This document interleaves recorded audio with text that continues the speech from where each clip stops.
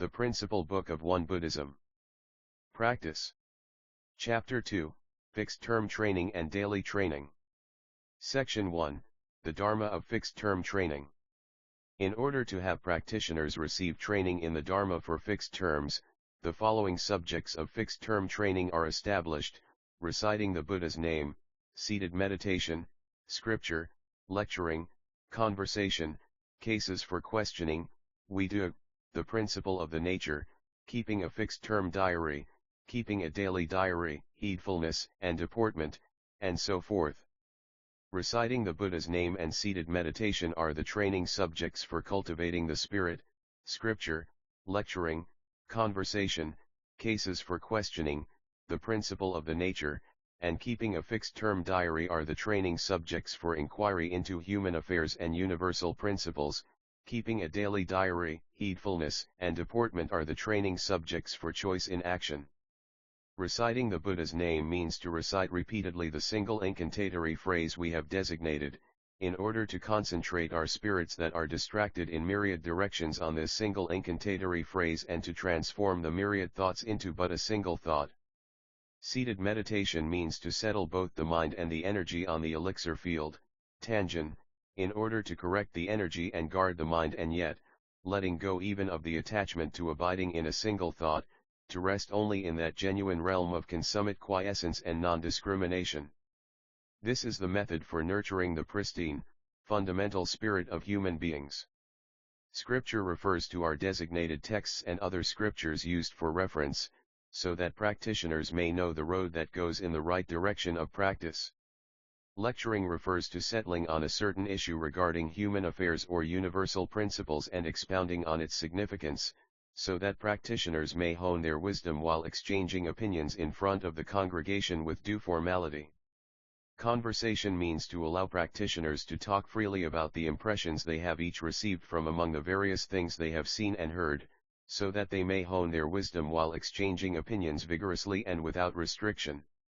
Cases for questioning means to inquire into, and be evaluated on, topics that create doubt regarding the universal principles of great and small, being and non-being, and the human affairs of right and wrong, benefit and harm, as well as regarding the hwajas, keywords, enunciated by past Buddhas and enlightened masters.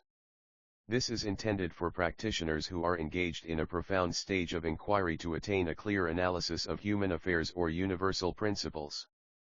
The principle of the nature means to enable us to resolve and understand the original principle of all things in the universe and the fundamental principle of our self-nature.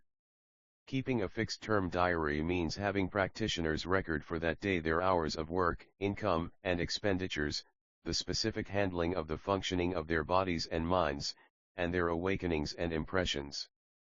Keeping a daily diary means having practitioners record whether that day their handling of affairs was mindful or unmindful, the state of their study, and whether or not they transgress the precepts.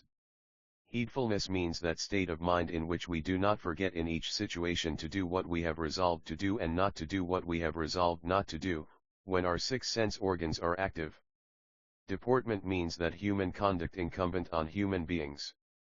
This is all intended to enable practitioners to gain the real effect of practice by constantly assessing, tijo, practice and carrying it out. Section 2, The Dharma of Daily Training. In order that practitioners may train themselves daily in their practice, 6 items of heedfulness in daily applications and 6 items of heedfulness regarding temple visits are established.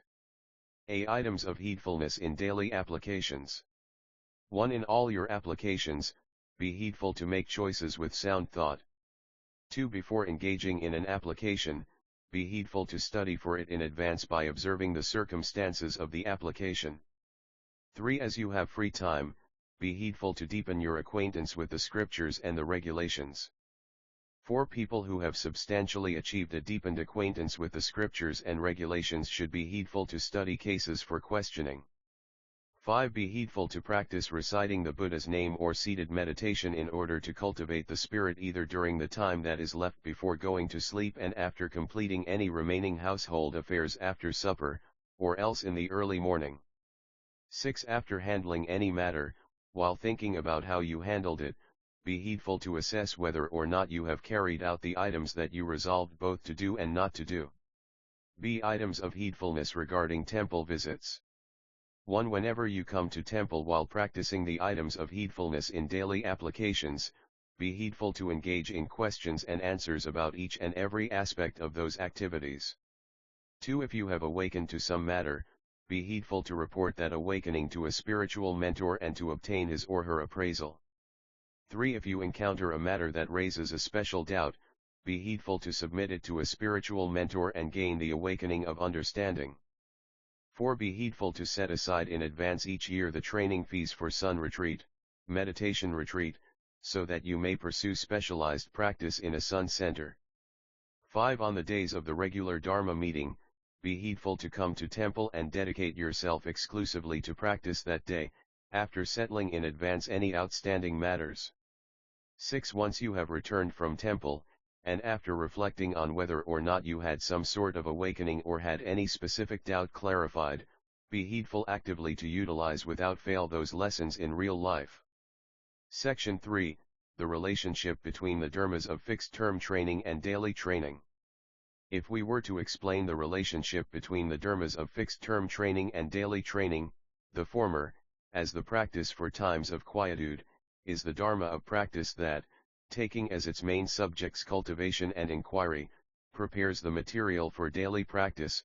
The latter, as the practice for times of activity, is the dharma of practice that, taking as its main subject choice, prepares the material for fixed-term training.